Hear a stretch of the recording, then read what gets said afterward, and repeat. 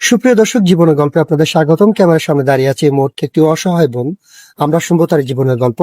আসসালামু আলাইকুম আপু, কেমন আছেন? ওয়ালাইকুম আসসালাম, ভালো আছি। আপনারা ভালো আছেন? এই তো আলহামদুলিল্লাহ ভালো আছি। আপু, আপনার নাম কি আর আপনি কোথা থেকে এসেছেন? আমি নওগাঁ থেকে আসছি, আমার নাম সোনিয়া। সোনিয়া, আপনার বয়স কত? 20। 20 বছর বয়স। বিয়ে শাদী হয়েছে? হুম। বিয়ে শাদী হয়নি, কি জন্য হয়নি? হয় নাই যৌতুকের জন্য আর কি। আচ্ছা, আপনার আব্বু আম্মু ফ্যামিলি থেকে কে আছে? ফ্যামিলিতে শুধু মা আছে, বাবা না। আপনার বাবা কি হয়েছেন? মারা গেছে। কত বছর আগে মারা গেছেন উনি? তাও অনেক বছর আগে, আমি ছোট থাকতে আর কি। আপনি ছোট থাকতে বাবাকে হারিয়েছেন, তারপর মাকে নিয়ে অনেক কষ্ট করে চলছেন। আপনার বড় কোনো ভাই নেই? না, ভাই বোন কিছুই নাই আর। আচ্ছা, আপনার আম্মু কি করেন? আম্মু ওই যে মানুষের বাসায় দর্জির কাজ করে। মানুষের বাসায় দর্জির কাজ করে। আচ্ছা, বুঝতে পেরেছি। যাই হোক, তাহলে তো আপনার লাইফটা অনেক কষ্টে, যেহেতু ছোটবেলা বাবাকে হারিয়েছেন, তারপর মাকে নিয়ে বেঁচে আছেন। যেহেতু ফ্যামিলিতে কোনো বড় ভাই নেই, আপনার মা কষ্ট করে আপনাদের সংসারটা চালাচ্ছে। হ্যাঁ, আবার তার জন্য যৌতুক তো দেওয়া ইম্পসিবল আপনাদের জন্য। যাই হোক, আপনি আমাদের এখানে আসছেন কি জন্য একটু বলবেন? আপনাদের এখানে আসছি যে আমি শুনছি যে অনেক গরিব অসহায় যাদের এই যে আমার মতো যৌতুকের জন্য বিয়ে হয় না, তাদেরকে নাকি আপনারা অনলাইনের মাধ্যমে বিয়ে দেন। এই জন্য আর কি শুই না, আমরা চলে আসছি। আচ্ছা আচ্ছা, ঠিক আছে, আপনি সুন্দর কথা বলেছেন, আপনি ঠিকই শুনেছেন। যাই হোক, আমরা অবশ্যই বিয়ে শাদী দিই। তো আপনার কেমন ধরনের ছেলে পছন্দ বলেন? আমার হচ্ছে একটা ভদ্র টাইপের ভালো ফ্যামিলির একটা ছেলে হলে হবে।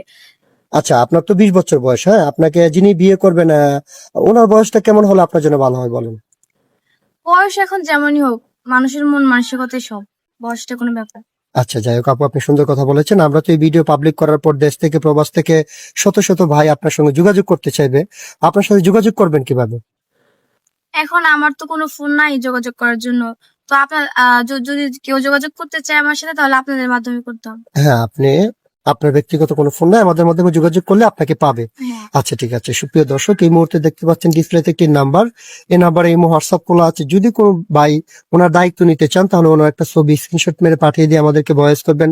আমাদের প্রতিনিধিরা আপনাদের সাথে কথা বলবে। কেউ অযথা অডিও কল ভিডিও কল দিয়ে আমাদেরকে বিরক্ত করবেন না, তাহলে আমরা ব্লক করতে বাধ্য হব।